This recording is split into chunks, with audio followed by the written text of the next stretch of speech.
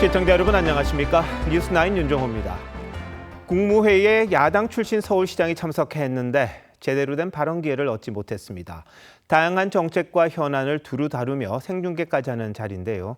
이견을 좀 보여주는 것도 나름 의미가 있지 않았을까 싶긴 한데 아쉽다는 평이 있습니다. 또다시 전운이 감돌면서 세계가 긴장하고 있습니다. 도널드 트럼프 미국 대통령이 이란에 대한 군사행동 재개를 공식화한 겁니다. 해상 봉쇄도 내일 새벽부터 다시 시작하고 호르무즈 통행 선박들로부터는 화물 가치의 20%를 보호비로 받겠다고 밝혔습니다. 첫 소식 임유진 기자입니다. 물길을 가르며 저반 시설에 다가가는 배 한 척. 그대로 돌진하자 불꽃과 함께 거대한 폭발이 일어납니다. 미군은 사상 처음 무인 해상 드론으로 이란의 잠수정과 함정 시설들을 타격했다며 관련 영상을 공개했습니다. 도널드 트럼프 대통령은 호르무즈 해역과 관련된 이란의 모든 능력을 제거할 거라며 더 강력한 타격을 예고했습니다. We're hitting them very heavy tonight, as you know. We have tremendous amounts of ammunition. 미군은 종전 MOU 체결 이후 지난달 26일부터 오늘 새벽까지 모두 7일에 걸쳐 이란을 공습했습니다. 사실상 전쟁을 다시 시작한 건데 트럼프 대통령은 MOU는 시험이었다면서 호르무즈 개방 약속을 어기고 상선을 공격한 이란에 책임을 돌렸습니다. 앞서 지난 10일에는 의회에 대이란 군사행동 재개를 공식 통보했습니다. 트럼프 대통령은 우리 시간으로 내일 새벽 5시부터 이란에 대한 해상 봉쇄도 다시 시작할 거라고 예고했습니다. 우방국 등 다른 선박들의 통행은 자유롭다면서도 보호비를 받을 거라고 했습니다. We're protecting a very rich portion of the world. We're spending money. And so what we've done is we are going to be reimbursed for protection. 소셜미디어에는 해협의 수호자를 자처하며 화물 가치의 20%를 받겠다고 적었습니다. 트럼프 대통령은 우리 시간으로 오는 17일 오전 대국민 연설을 통해 이란 전쟁에 대해 설명할 예정입니다. TV조선 임유진입니다. 이란도 즉각 반격에 나섰습니다. 바레인과 쿠웨이트 등 걸프국 미군 기지에 미사일과 드론을 퍼부었고 호르무즈 해협에 있던 유조선 2척도 공격했습니다. 이란의 지원을 받는 예멘 반군 후티와 사우디아라비아도 확전 일로입니다. 임서인 기자가 보도합니다. 이란 국기를 든 군인이 거수경례를 하며 구호를 외치자 미사일이 시뻘건 화염을 내뿜으며 하늘로 솟구칩니다. 바레인 수도의 하늘에서는 미사일이 요격돼 검은 연기가 피어오릅니다. 이란군은 바레인과 요르단, 쿠웨이트 등의 미군 시설을 향해 미사일과 드론을 퍼부었습니다. هر گونه همکاری با آمریکا و پشتیبانی لوجستیکی از ارتش متجاوز آن کشور به منزله جنگ علیه حاکمیت و امنیت ملی ایران تلقی گردیده. 이란은 호르무즈 해협의 통제권도 거듭 주장했습니다. 아라그치 외무장관은 이란이 해협의 수호자라며 트럼프의 통행료 징수 구상을 맞받아쳤습니다. 오만 영해를 지나 해협을 통과하던 아랍에미리트 국영 유조선 2척을 향해선 미사일을 쏴 인도인 선원 1명이 숨지고 8명이 다쳤습니다. 이란의 지원을 받는 예멘 후티 반군은 사우디아라비아 아브하 공항을 기습적으로 공습했습니다. 공항 청사는 순식간에 화염에 휩싸였습니다. وردا على هذا العدوان السعودي الإجرامي نفذت القوات المسلحة اليمنية عملية عسكرية نوعية استهدفت مطار أبها الدولي. 앞서 사우디아라비아가 자신들이 장악한 예멘 사나 공항을 공습한 데 대한 보복이라는 겁니다. 반면 예멘 정부 당국은 유엔 제재를 무시하고 후티를 지원하려는 이란의 항공기 도착을 막기 위한 조치였다고 밝혔습니다. 사우디아라비아는 공격을 시인하지 않고 있지만 후티와의 전쟁도 4년여 만에 다시 재개될 조짐입니다. TV조선 임서인입니다. 앞서 보신 것처럼 호르무즈 해협에서 선박 공격이 현실화됐습니다. 게다가 미국과 이란이 각각 비용을 요구하고 있습니다. 양측 요구를 현재 유가에 대입하면 초대형 유조선 한 척이 무려 530억 원을 부담해야 합니다.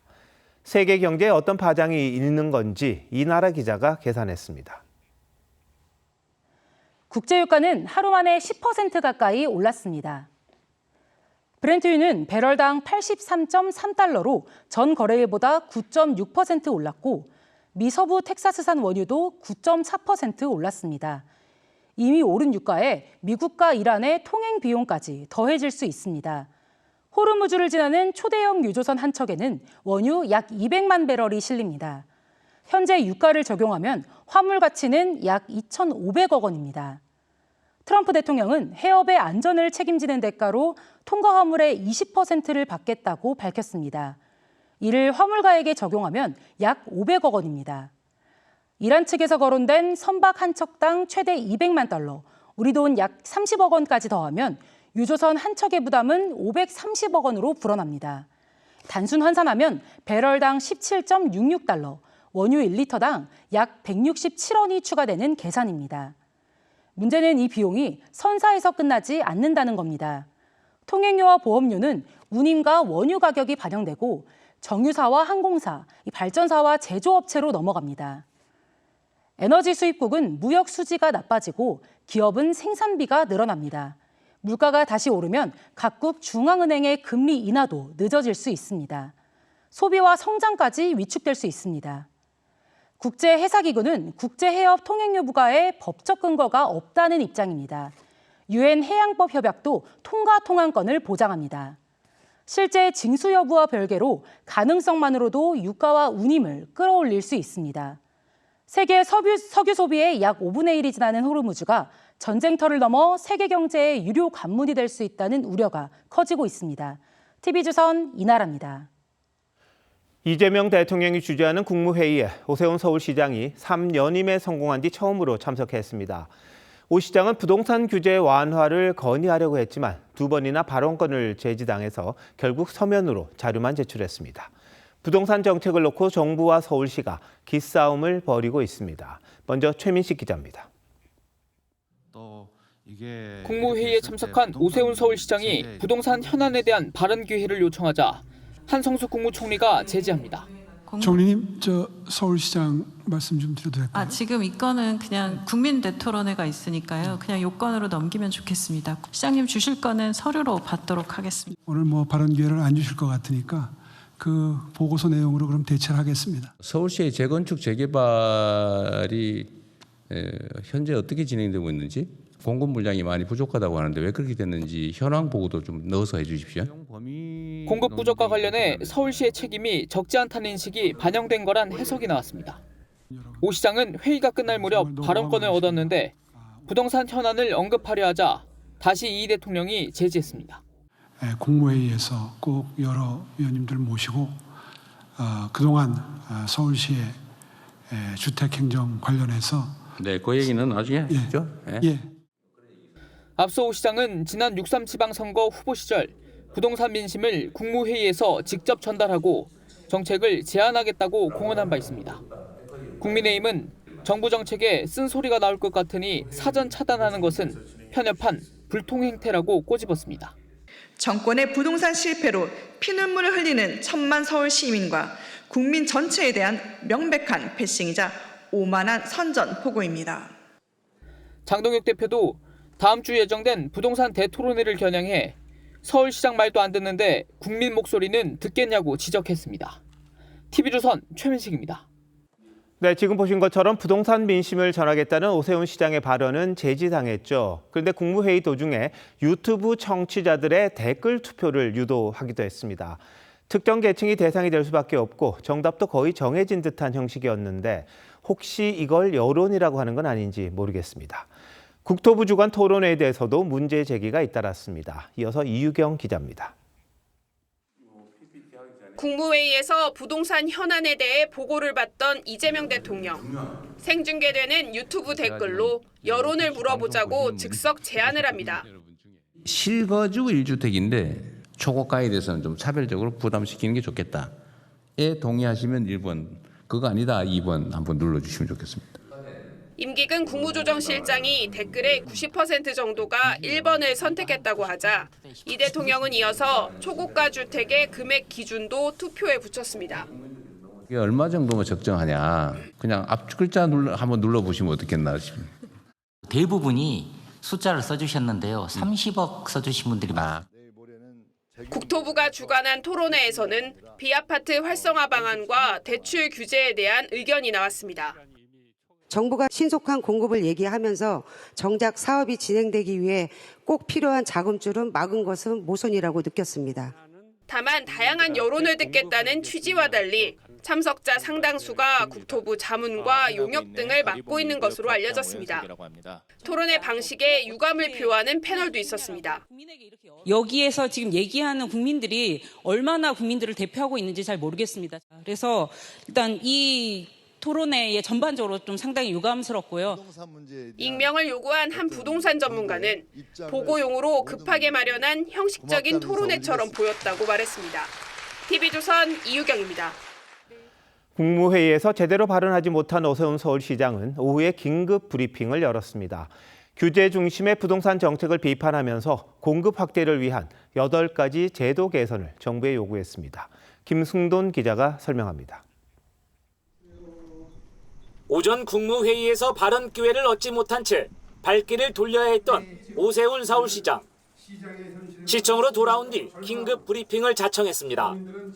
서울의 주택시장 상황과 시민 여러분들의 절박한 목소리를 정부에 직접 전달하고자 했습니다. 현재의 부동산 시장을 매매, 전세, 월세가 함께 오르는 트리플 상승 위기 상황이라고 규정했습니다. 서울 아파트 매매가가 1년 새 11% 급등했고 전월세 가격도 통계 작성 이후 최고 상승률을 기록했다는 겁니다. 역대 어느 정권에서도 이렇게 매매가, 전세, 월세가 동시에 오르는 일은 거의 없었습니다.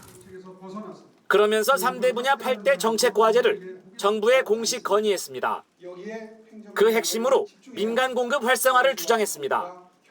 재개발, 재건축 사업을 통해서 늘어나는 순중 물량은 2031년까지 착공 가능한 31만 가구 중에 8만 5천 가구입니다. 정부가 새로 짓겠다고 하는 6만 2천 가구보다도 큽니다. 또 장기 보유 특별 공제를 현행대로 유지하고 물가 상승률을 반영해 재산세와 종합부동산세의 과세 표준을 조정해 줄 것을 정부에 요청했습니다. TV조선 김승도입니다.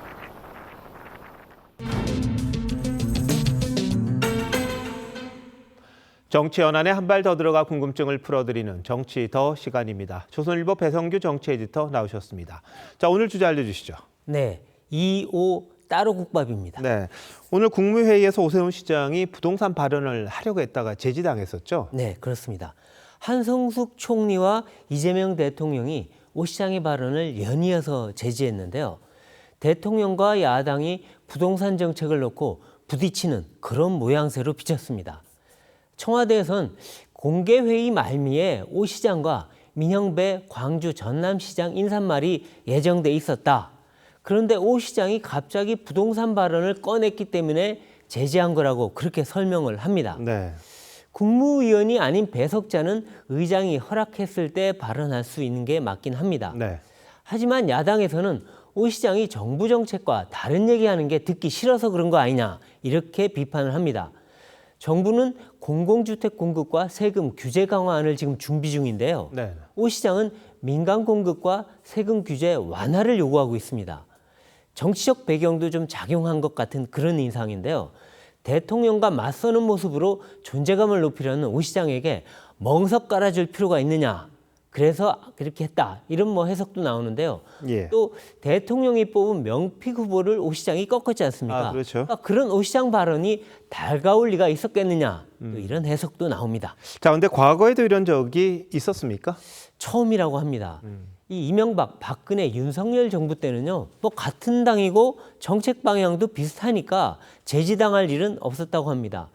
문재인 정부 때는 오 시장이 국무회의에서 재건축, 재개발 규제 완화 발언을 했고 또 국토부에 공문을 보내기도 했습니다. 네. 하지만 문 전 대통령은 제지하지 않았고요. 중앙과 지방정부가 협력해야 한다 이렇게 답을 했습니다.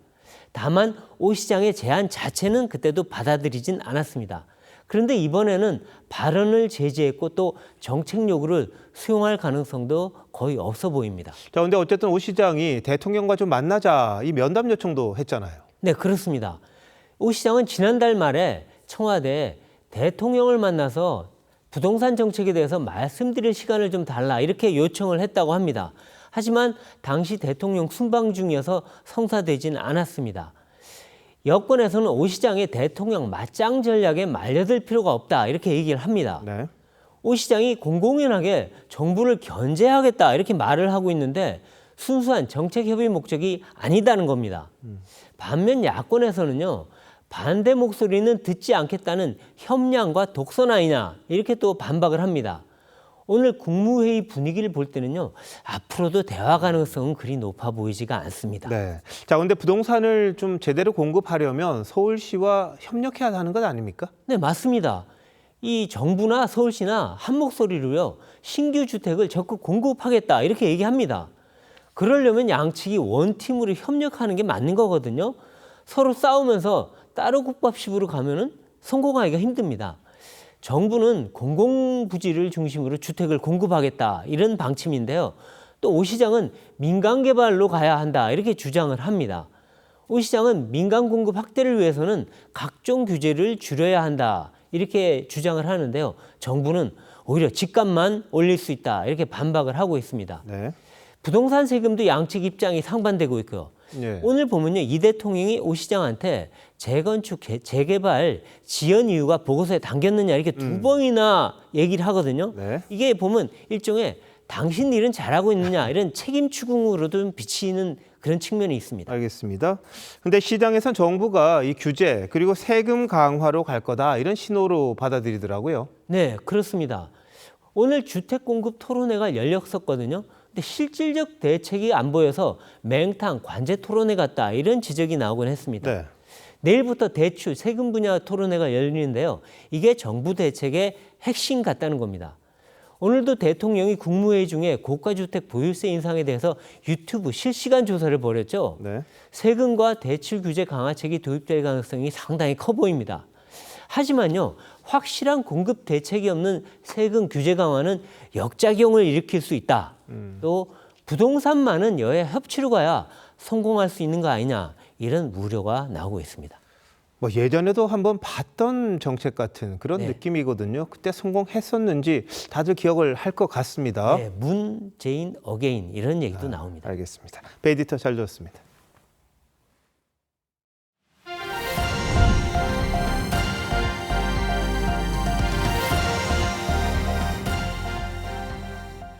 장윤기 사건 부실 수사와 관련한 검찰과 경찰의 수사가 제19 감사기 의혹을 정조준하고 있습니다. 검찰이 사건 당시 경찰서장과 형사과장을 피의자로 입건한 데 이어 경찰은 이들에게 직권남용 혐의를 추가로 적용했습니다. 박건우 기자가 보도합니다. 장윤기 사건 수사팀장이던 박모 경감은 장윤기가 성범죄를 목적으로 여고생을 살해했다는 점을 입증할 결정적 증거인 케이블 타이를 발견하고도 압수하지 않아 증거인멸 혐의로 구속됐습니다. 증거인멸 혐의 인정하십니까? 하실 말씀 있으신가요? 피의자한테 하실 말씀 없으세요? 경찰 특별수사단은 수사팀장에 이어 당시 지휘라인이던 광주 광산경찰서장과 형사과장을 직권남용 권리행사 방해 혐의 피의자로 입건했습니다. 부실 수사와 증거인멸이 수사팀장 한 사람만의 판단으론 이루어지기 어렵다고 본 겁니다. 수사 과정에서 어떤 일정한 영향력을 행사하려 했던 그런 어떤 정황적인 부분이 있어서 좀 더 확인해보고자 입건하게 됐습니다. 윗선의 지시가 있었는지 여부가. 조직적 은폐 가능성에 무게를 둔 건데 검찰은 이미 이들을 증거인멸과 공무상 비밀누설 혐의 등으로 입건하고 당시 형사과장이었던 박모 경정을 어제 불러 증거인멸 과정에 개입했는지 등을 집중 추궁했습니다. 박 경정은 사건 이후 전보된 뒤에도 장윤기 사건에 관여한 것으로 알려졌습니다. 검찰과 경찰이 경쟁하듯 수사 속도를 높이는 상황에서 두 사람에 대한 경찰의 소환 조사도 머지않았다는 전망이 나옵니다. 경찰 특별수사단은 내일 오전 중간 수사 결과를 발표합니다. TV조선 박건우입니다. 장윤기 사건과 반대로 경찰이 사건을 부풀리거나 왜곡하는 경우도 있습니다. 최근 서울 영등포 경찰서에선 자진 출석한 피의자를 밖으로 나오게 해 체포한 것처럼 꾸민 일이 있었습니다. 검찰이 보안 수사로 이런 사실을 밝혀냈는데 다시 한번 보안 수사권에 대해 생각하게 합니다. 안혜리 기자입니다. 지난 5월 특수절도 혐의를 받던 한 남성은 담당 경찰관인 A경위와 약속한 대로 경찰서에 자진 출석했습니다. 경찰서로 이동하는 동안 실시간으로 자신의 위치를 알리기까지 했습니다. 하지만 A경위는 남성을 경찰서 밖으로 나오게 한 뒤 인근 지하철역 앞으로 데려가 긴급 체포했습니다. 긴급 체포는 영장을 받을 시간적 여유가 없고 도주 우려 등이 있을 때만 예외적으로 허용됩니다. A경위는 탐문 과정에서 남성을 발견한 것 같이 수사 서류까지 허위로 작성했습니다.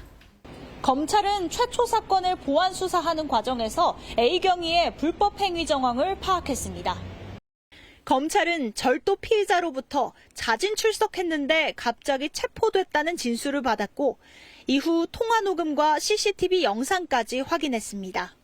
보안 수사권이 없었다면 그 수사 과정에서의 인권 침해적인 불법 행위가 있었을 때 그것을 적발할 수 있는 가능성이 상당히 낮아지는 거죠. 검찰은 불법 구금돼 있던 남성을 석방하고 A경위를 직권남용 체포 등 혐의로 불구속 기소했습니다. 영등포서 관계자는 A경위를 대기 발령 조치했다며 혐의 유무는 재판에서 다룰 것이라고 해명했습니다. TV조선 안혜리입니다. 민주당 내에서 보안 수사권 완전 폐지를 두고 일부 다른 흐름이 생겼습니다. 사회적 약자와 억울한 피해자를 구제할 방법이 없다는 우려에 일부 의원들이 공감한 건데요. 보안 수사권 일부를 남기는 법안을 오늘 발의했습니다. 이재명 대통령도 요란한 개혁을 경계했는데 고이동 기자가 보도합니다. 민주당 홍기원 의원이 사회적 약자 보호와 국민 피해 축소가 적힌 형사소송법 개정안을 국회에 제출합니다. 검사의 수사 금지를 원칙으로 하되 성폭력과 스토킹, 사회적 약자 대상 범죄 등에 한해 보안 수사를 허용하는 내용입니다. 국민을 어떻게 더 보호할 것인가를 논의해야 합니다. 국민을 위한 최소한의 안정장치가 될 것입니다. 법안엔 법사위 소속 박균택, 김남희 의원과 친명 문진석 의원 등 11명이 이름을 올렸습니다. 오후 진행된 의원총회에서도 일부 의원들이 보안 수사권 일부 존치가 필요하다는 의견을 제기했습니다. 성폭력이나 아동학대 문제나 장애인이나 이런 분야에 대해서 부족함이 있지 않을까 하는 일각의 우려들이 지금 있는 겁니다. 10명 안팎의 의원들이 보안 수사권 전면 폐지를 우려했는데 김용민 의원은 홍 의원 발의 법안에 문제가 있다고 공개 반박하기도 했습니다. 우리가 검찰 개혁을 하려고 했던 출발점이 수사권 남용인데 그게 홍기현 의원님 안에 따르면 가능합니다. 이런 가운데 이재명 대통령은 개혁은 어려운 것이고 절차를 잘 지키는 게 중요하다며 실용성에 대한 설득도 필요하다고 말했습니다. 소리 많이 지르고 요란하게 해서 멋있을지는 몰라도 그렇게 하면 저항 강도가 세지고 성과를 내기가 어렵죠. 보안 수사권 전면 폐지를 두고 당내에 이견이 나오는 상황과도 무관치 않다는 해석이 나왔습니다. 민주당은 이르면 다음 주 전문가 정책 의원총회를 열고 보안 수사권을 둘러싼 국민 의견 수렴을 추가로 진행할 계획입니다. TV조선 고이동입니다. 퇴근길 우산 잘 챙기셨는지 모르겠습니다. 오늘 밤 수도권과 호남 지역을 중심으로 강풍이 불고 비가 쏟아집니다. 지역에 따라 시간당 최대 50mm의 강한 비가 예보돼 있는데 서울 청계천에 저희 취재기자 나가 있습니다. 최윤정 기자, 비가 정말 많이 내리고 있네요. 네, 서울 등 중부지방은 저녁부터 비가 내리기 시작했는데요. 바람도 강하게 불고 있습니다. 내일까지 중부지방에는 30에서 50mm의 이 강한 비가 예상이 되는데 시간당 30mm는 이 운전을 할 때 와이퍼를 최대한 작동시켜도 앞이 보이지 않는 정도입니다. 이렇게 짧은 시간에 많은 비가 내리는 데다가 이 야간 취약 시간대인 만큼 이 피해가 없도록 대비하셔야겠습니다. 오늘 밤부터 내일까지 수도권에는 30에서 100mm, 경기 북부에는 최대 120mm 이상의 비가 예상됩니다. 강원 북부 내륙은 최대 100mm 이상, 충청과 호남에는 30에서 80mm 등 많은 비가 내리겠습니다. 수도권과 서해안을 중심으로는 강풍주의보도 내려져 있습니다. 이번 비는 9호 태풍 바비가 중국으로 상륙해 약화된 온대 저기압이 우리나라로 다가와 영향을 미치기 때문인데 저기압이 동해상으로 빠져나간 뒤 북서쪽부터 차츰 비가 그치겠습니다.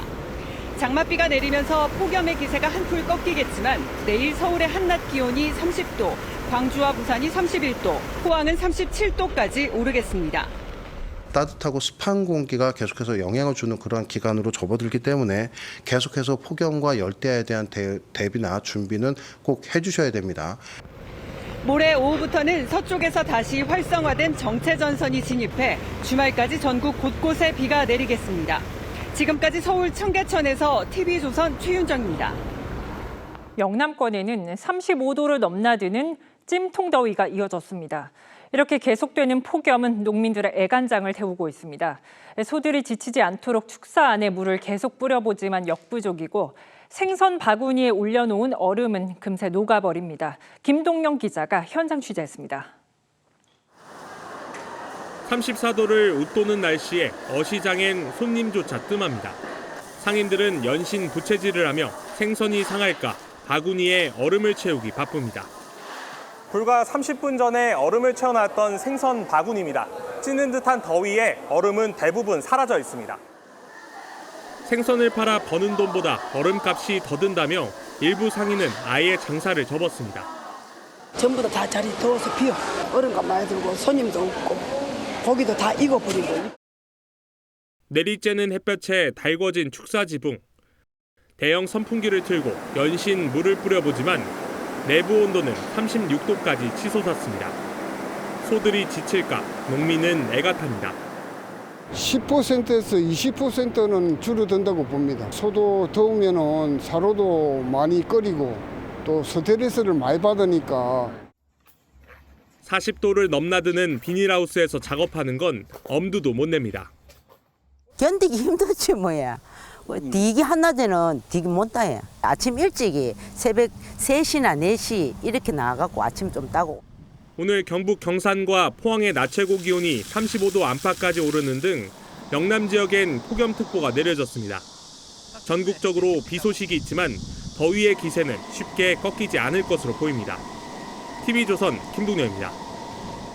종합특검이 내란 가담 혐의로 심우정 전 검찰총장에 대해 구속영장을 청구했습니다. 내란 특검과는 다르게 판단한 건데 야당에선 무리한 수사라는 비판이 나왔습니다. 조유진 기자입니다. 심우정 전 검찰총장은 12.3 비상계엄에 가담했다는 혐의로 지난달 종합특검 조사를 받았습니다. 법원이 검찰의 내란 가담이 있다고 판단했는데 어떤 입장이십니까? 종합특검은 심 전 총장에 대해 내란 중요 임무 종사와 직권남용 혐의로 구속영장을 청구했습니다. 심 전 총장이 계엄화 재판관할 문건 작성을 지시했다는 겁니다. 계엄이 실제 진행되면 군사법원 관할로 가는 범죄 등은 어떻게 될지 논의하였다라는 대검 관계자의 진술을 확보하였으며 또 지난해 3월 윤석열 전 대통령이 법원의 구속기소로 석방됐는데도 즉시 항고를 하지 않아 직권을 남용했다고 보고 있습니다. 특검은 심 전 총장을 보좌했던 전무곤 전 대검 기조부장에 대해서도 구속영장을 청구했습니다. 앞서 내란 특검은 즉시 항고 포기를 조사했지만 처분 없이 경찰에 이첩했습니다. 내란 특검 관계자는 혐의 입증이 쉽지 않다고 봤다고 했습니다. 국민의힘 나경원 의원은 법과 절차를 초월한 종합특검의 무리한 수사라고 했습니다. 심 전 총장에 대한 구속영장 실질심사는 오는 목요일 중앙지법에서 열립니다. 이런 가운데 종합특검은 윤 전 대통령 관저 이전 부실감사 의혹을 받는 유병호 감사위원에 대해서도 구속영장을 청구했습니다. TV조선 조유진입니다. 방송인 김어준 씨가 이동재 전 채널A 기자에 대한 허위 사실을 유포한 혐의로 1심에서 벌금형을 선고받았습니다. 재판부는 김 씨가 자신의 의견을 뒷받침하기 위해 허위 발언을 반복했다며 죄질이 불량하다고 지적했습니다. 소지현 기자입니다. 유죄 선고를 받은 유튜버 김어준 씨가 굳은 얼굴로 법원을 빠르게 빠져나갑니다. 비방 목적인 거 인정하시나요? 허위사실 유포 사과의 의향 있으십니까? 이동재 전 채널A 기자를 명예훼손한 혐의로 재판에 넘겨진 김 씨에게 1심 법원이 벌금 2천만 원을 선고했습니다. 김 씨는 2020년 라디오와 유튜브 채널에서 이전 기자가 이철전 밸류인베스트먼트 코리아 대표에게 접근해 유시민에게 돈을 줬다고 하라고 협박했다는 허위 발언을 6번 반복한 혐의로 기소됐습니다. 검찰은 김 씨에게 징역 1년을 구형했습니다. 김 씨는 최강욱 전 의원의 게시글 등을 토대로 논평했을 뿐이라며 무죄를 주장했지만 법원은 받아들이지 않았습니다. 재판부는 김 씨가 사실관계를 충분히 확인할 수 있었는데도 허위 사실을 반복적으로 언급했다며 허위성을 인식했고 비방할 목적도 있었다고 판단했습니다. 그러면서 김 씨의 범행 횟수가 적지 않고 여론 형성 과정을 왜곡한 점에서도 죄질이 불량하다고 밝혔습니다. 김 씨 측은 선고 직후 아직 항소 여부는 결정되지 않았다고 밝혔습니다. TV조선 소지연입니다. 주차된 차량 안에서 50대 여성이 숨진 채 발견됐습니다. 용의자로 지목된 60대 남성도 자신의 집에서 숨진 채 발견됐는데 경찰은 교제 살인 가능성을 살펴보고 있습니다. 구자형 기자입니다. 순찰차가 경광등을 켠 채 도로를 내달립니다. 잠시 후 소방차와 구급차도 잇따라 출동합니다. 오늘 새벽 5시쯤 경기도 김포의 한 도로 갓길에 세워진 승용차 뒷자리에서 50대 여성이 숨져 있다는 신고가 접수됐습니다. 정확한 위치를 알려주지 않아 경찰이 차량을 찾는 데만 1시간 20여 분이 걸렸습니다. 숨진 여성이 발견된 곳입니다. 보시는 것처럼 갓길에 늘어선 화물차들로 시야가 가려진 데다 인적도 드문 곳입니다. 경찰은 신고 내용 등을 토대로 60대 남성을 유력한 용의자로 특정했습니다. 하지만 경기도 파주 남성의 집에 들이닥쳤을 땐 남성도 이미 숨진 상태였습니다. 그리고 근처에 하나 있었고 나중에 이제 출근하면서 들어가면 신고를 했다고 하는 것 같아요. 경찰은 두 사람이 평소 알고 지내던 사이였던 점을 확인하고 교제살인 가능성 등을 집중 수사하고 있습니다. 112 신고 통해서 확인한 거예요. 신고 이력은 없어요. 저 관계에 대해서는 조사 중에 있습니다. 다만 두 사람 사이에 과거 스토킹 신고나 피해자 보호를 위한 스마트워치 지급 이력은 없었던 것으로 확인됐습니다. TV조선 구자영입니다. 출근 시간대 지하철역 인근에서 차량이 인도로 돌진하는 사고도 있었습니다. 이 사고로 출근하던 30대 남성이 숨졌는데 운전자는 급발진을 주장하고 있습니다. 김준석 기자입니다. 흰색 승용차가 구조물에 걸린 채 멈춰 서 있습니다. 뒷유리는 산산조각 났고 주변엔 떨어져 나간 범퍼 등 잔해물이 널브러져 있습니다. 길가에 세워진 마을버스도 뒷부분이 크게 부서졌습니다. 사고가 난 건 오늘 오전 6시 50분쯤입니다.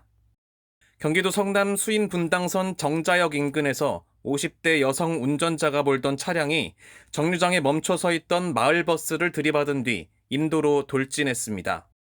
갑자기 희한한 소리가 들리더라고. 꽉! 뭔 소린가 하고 찾다 보니까 반대편에 차가 이렇게 내리고 태워서 가던 싶은데 그 찰나에 이런 느낌 국민분들은 다행히 없었어요. 사고 당시 충격에 가로수가 꺾여 나갔고 자전거 보관소 구조물도 심하게 구겨졌습니다. 이 사고로 출근길 인도를 걷던 30대 남성이 크게 다쳐 병원으로 옮겨졌지만 결국 숨졌습니다. 운전자와 함께 타고 있던 딸도 부상을 입고 병원 치료를 받았습니다. 운전자는 경찰 조사에서 급발진을 주장한 것으로 알려졌습니다. 급발진에 브레이크가 늦었는데 그런 얘기를 다 하니까 병원 나와서 조사를 좀 해야 나올 것 같아요. 음주운전 정황은 확인되지 않았습니다. 경찰은 운전자를 교통사고 처리법상 치사 혐의로 입건해 치료가 끝나는 대로 정확한 사고 경위를 조사할 계획입니다. TV조선 김준석입니다. 오늘 이재명 대통령이 현재 만 14세 미만인 촉법소년 연령을 낮춰야 할 것 같다고 언급했습니다. 촉법소년의 범죄가 반복되는 가운데 촉법소년이 낀 10대 5인조가 무인 점포에서 현금을 훔치고 달아나는 일이 있었습니다. 김서정 기자의 단독 보도입니다. 새벽 시간 남성 4명이 무인 점포 안으로 들어옵니다. 음료를 고르며 주변을 살피더니 손님이 나가자 둔기를 꺼내 키오스크를 마구 내리칩니다. 금고가 열리자 안에 있던 현금을 챙겨 유유히 가게를 빠져나갑니다. 가게에 침입해 도주할 때까지 걸린 시간은 단 4분이었습니다. 지난 4일 새벽 2시 반쯤 서울 금천구의 한 무인 점포에서 중학생 5명이 300만 원 상당의 키오스크를 훼손한 뒤 현금 약 10만 원을 훔쳐 달아났습니다. 이 중 한 명은 형사처벌이 면제되는 만 14세 미만의 촉법소년이었습니다. 키오스크에 카메라가 달려 있었지만 일당은 얼굴도 가리지 않고 범행을 저질렀습니다. 제가 또 바로 옆에 무인 커피숍을 하거든요. 거기도 들어왔었다가 손님이 있어가지고 눈치 보다가 나갔는데 열받아 죽겠어요 지금. 5명 중 일부는 다른 범행으로 이미 경찰 수사를 받고 있는 것으로 전해졌습니다. 경찰은 이들을 특수절도 혐의로 입건하고 조사 중입니다. TV조선 김서정입니다. 아이돌 그룹 아이브의 멤버 안유진 씨가 막대한 시세 차익을 거둘 수 있는 강남 아파트 청약에 당첨된 걸로 알려졌습니다. 이 소식에 청년들은 허탈감을 느끼고 있습니다. 막대한 수익을 올리고 또 그만한 현금을 가지고 있을 연예인이 로또 아파트까지 가져가는 현실 때문입니다. 먼저 허유하 기자입니다.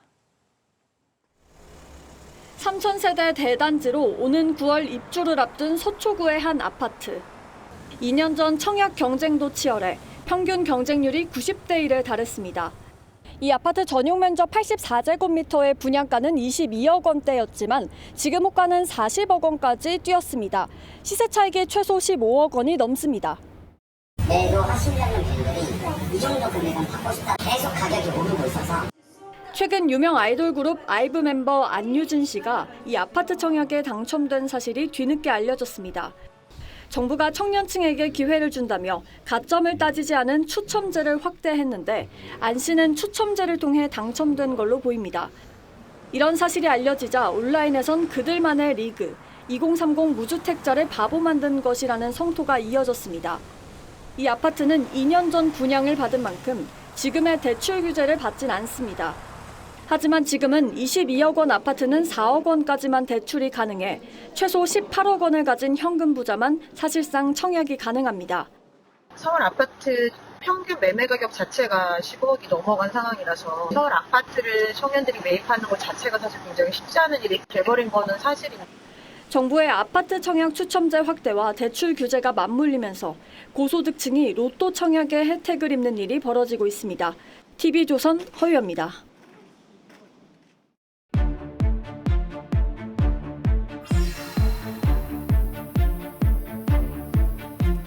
청약제도는 원래 서민층의 주거 부담을 줄이기 위해 마련된 겁니다. 그런데 이제는 금수저의 특혜 수단이라는 비판이 제기되고 있습니다. 청약제도의 문제와 대책, 박한솔 기자와 함께 따져보겠습니다. 박 기자, 보통 이제 청약에 당첨된다면 무주택 기간 또 자녀 수 이런 조건을 갖춘 30, 40대가 대상이 될 것 같거든요. 20대 연예인이라 좀 생소합니다. 네, 2022년 정부는 청년층의 당첨 확률을 높이기 위해 일반 공급 추첨제 비중을 늘렸습니다. 무주택 유지 기간이나 청약 보유 기간을 반영하는 가점제에 불리한 청년 세대도 당첨 확률을 높이자는 취지였고 덕분에 안유진 씨도 당첨될 수 있었습니다. 하지만 문제는 청년이 고가 주택을 청약받았다는 것이 아닙니다. 대출을 잔뜩 조인 상황에서 일부 현금 동원력이 좋은 청년들만 혜택을 누리게 됐다는 게 비판의 핵심입니다. 그럼 청약제도 취지가 흐려지게 된 게 대출 규제 강화 때문이라는 건가요? 네, 지난해 10.15 대책 이후 대출 한도가 대폭 줄었습니다. 지난달 청약 사례를 살펴보면 국민 평형인 84제곱미터를 기준으로 노량진 소재 아파트는 25억, 성북구 아파트는 13억의 현금이 추가로 필요합니다. 청약에 당첨되면 시세보다 상대적으로 저렴한 가격에 집을 받게 되는데요. 하지만 그래도 여전히 많은 현금이 필요하다 보니 아이돌처럼 현금 동원력이 아주 높은 극소수나 부모님 등 주변의 도움을 받을 수 있는 사람에게 돌아가는 것입니다. 네, 안유진 씨는 추첨제였잖아요. 가점제도 금수저에게 유리한가요? 가점제는 무주택 기간, 부양가족 수 등을 합산해 대상자를 선발합니다. 무주택, 유지, 청약 가입 기간이 각각 15년 이상이고 부양가족이 6명 이상이면 만점인데요. 예를 들어보겠습니다. 평범한 청년이 직장을 잡고 돈을 모으느라 결혼과 출산을 미루는 경우 부양가족 가점에서부터 밀립니다. 상대적으로 저렴한 지역에 어렵게 주택을 마련하면 무주택 기간 가점에서도 밀리게 됩니다. 반면 경제력 있는 부모의 지원을 받으며 일찍 결혼을 했고 강남 지역에서 전월세를 살며 무주택 기간을 오래 유지한 다자녀 부부는 가점에서 절대적으로 유리해집니다. 네, 서민들에게 저렴하게 주택을 공급하겠다. 이런 청약제도의 취지가 많이 무색해진 것 같거든요. 전문가들은 어떻게 해결해야 한다고 보나요? 집값을 잡기 위해 대출을 옥죄는 방식이 결국 청년층의 주거 사다리를 걷어찬 측면이 분명히 있습니다. 대안으론 장기 주담대 확대를 통해 청약 당첨자의 잔금 부담을 낮춰줘야 한다는 지적이 나옵니다. 다만 대출 완화 대상을 생애 최초와 같은 실수요자 등으로 좁혀야겠습니다. 하지만 전문가들은 근본적 해법은 공급 확대뿐이라고 합니다. 3기 신도시는 어차피 공공주택 위주로 공급을 하게 되면 분양가도 합리적으로 책정이 될 수 있고 2030 청년층에게 충분한 내 집 마련의 기회를 제공할 수 있어서 확대가 시급하다. 네, 정부가 청약 제도뿐 아니라 실수요자들이 실제 집을 살 수 있는 여건 자체까지 살펴보는 게 중요할 것 같습니다. 박 기자 잘 들었습니다.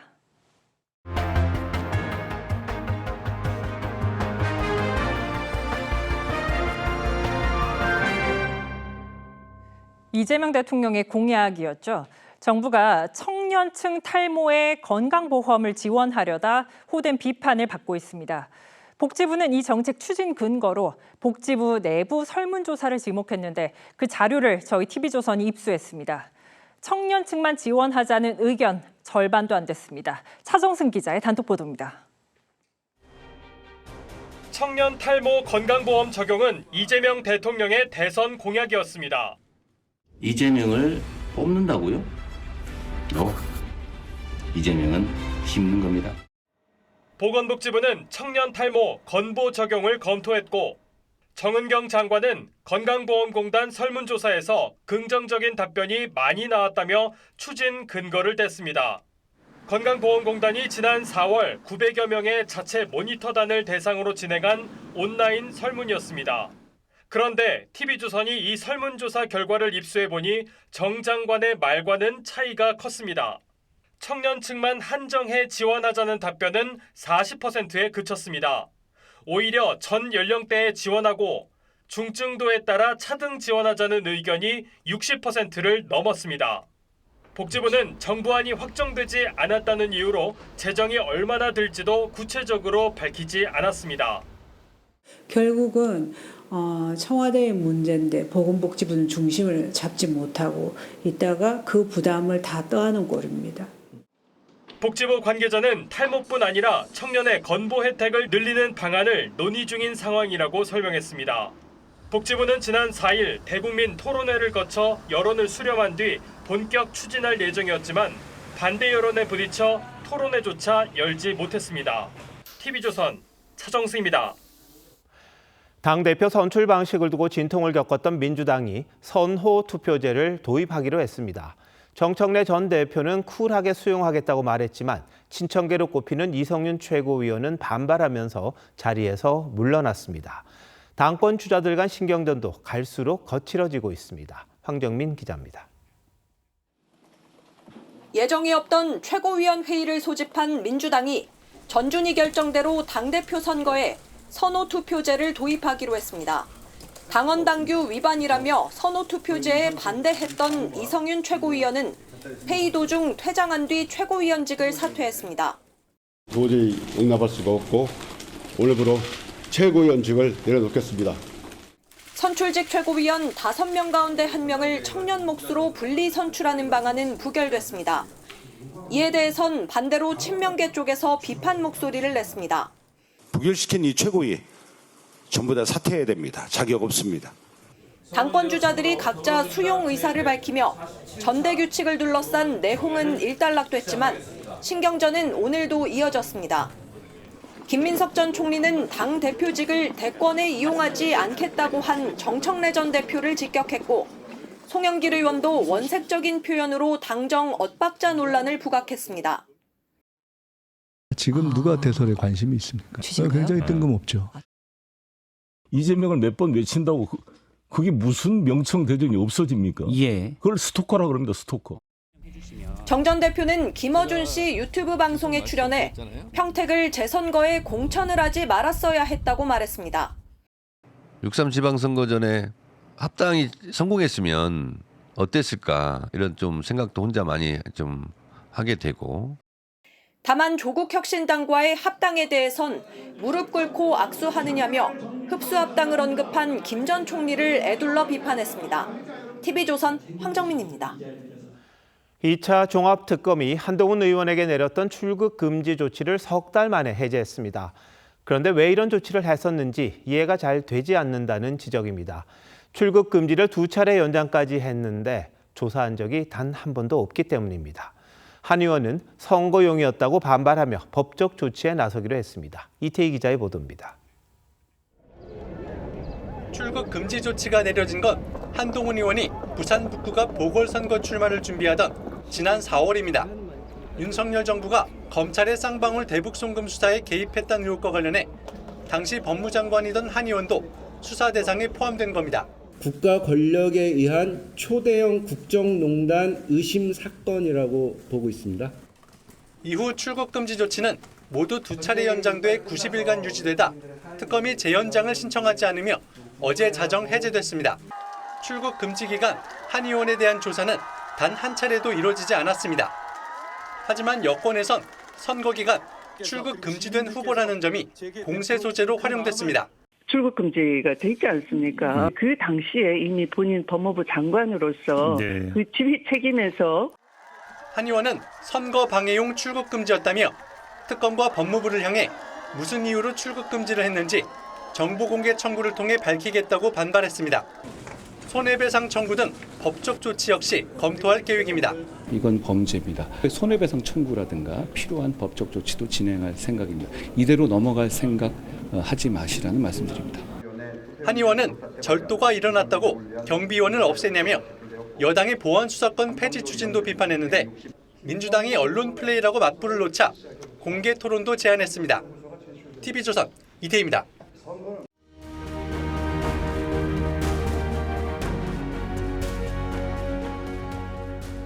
세상 만물을 모두 자연이 준 거라고 보면 인간은 소유권을 주장할 수 있을까요? 존 로크는 인간이 노동을 통해 가치를 부여하기 때문에 가능하다고 봤습니다. 그런데 인간은 땀 흘려 일하는 거 그리 좋아하지 않습니다. 더 쉽고 빠르게 부를 쌓고 싶어 합니다. 그러다 보니 무리수를 둡니다. 总是在想怎么可以让禾苗长得更快双手抓住禾苗用力向上拔了拔 본인은 나름 좋은 아이디어라고 생각했겠지만 결과는 폭망이었습니다. 남 얘기 같지만 지금 증권시장이 딱 그 모습입니다. 코스피가 반도체 호황을 타고 반년 새 60%나 급등했습니다. 그러다 보름 만에 20% 이상 급락하는 롤러 코스피 현상을 보이고 있습니다. 성장이 정상적이지 않다는 방증일 겁니다. 빚내서 투자하는 비투가 크게 늘었습니다. 지난해 말 27조 원이던 게 반년 만에 38조 원으로 늘었습니다. 2배로 베팅하는 레버리지 ETF가 가세하면서 시장의 변동성을 키웠습니다. 작년 한 해 코스피가 3% 넘게 급등락한 날 9일뿐이었는데 이 펀드가 출시된 후엔 30일 거래일 중 16일이나 됐습니다. 정부의 책임도 있습니다. 과열 경고가 있었지만 투기성 상품을 확대했습니다. 주식시장을 이렇게 투기판처럼 만들어 놓고 집가진 건 죄악시했습니다. 증시는 투자고 주택은 투기입니까? 온갖 규제를 했지만 집값은 물론이고 전 월세까지 다 올랐습니다. 시장은 자연스럽게 형성됩니다. 수요와 공급이 물 흐르듯 만나 가격을 정하는 건데 정부가 억지를 부리면 왜곡될 수밖에 없습니다. 시장을 설계할 게 아니라 공정한 질서가 유지되게 관리하는 게 필요합니다. 이재명 대통령은 시장을 이기는 정부도 없지만 정부를 이기는 시장도 없다고 했습니다. 당연히 시장과 정부가 엇나가서 좋을 건 뭐가 있겠습니까? 하지만 주택이든 증시든 관치경제 패러다임으로 다뤄선 안 됩니다. 선이라며 시장을 망가뜨린 정부는 얼마든지 있습니다. 7월 14일 윤정호 앵커 칼럼 시장을 흔든 손이었습니다.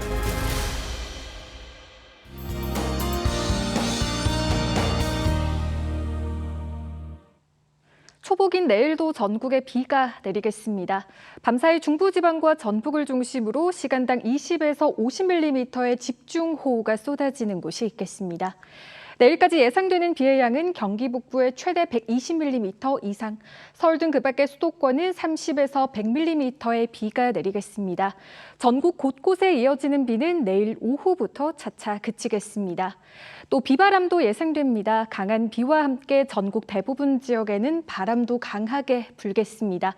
피해 없도록 대비하셔야겠습니다. 내일 아침 기온 서울 25도, 부산 26도로 오늘보다 조금 낮겠고요. 내일 한낮 기온 서울 29도로 오늘과 비슷하겠고 대구 35도로 남부지방은 높은 습도 속에 무더위가 이어지겠습니다. 주 후반까지 충청과 남부지방에서 비가 이어지겠고 이후 일요일에는 전국으로 확대되겠습니다. 당분간 비와 폭염이 번갈아 이어지는 날씨가 계속될 전망입니다. 날씨였습니다. 7월 14일 화요일 뉴스9 마칩니다. 시청해주신 여러분 고맙습니다.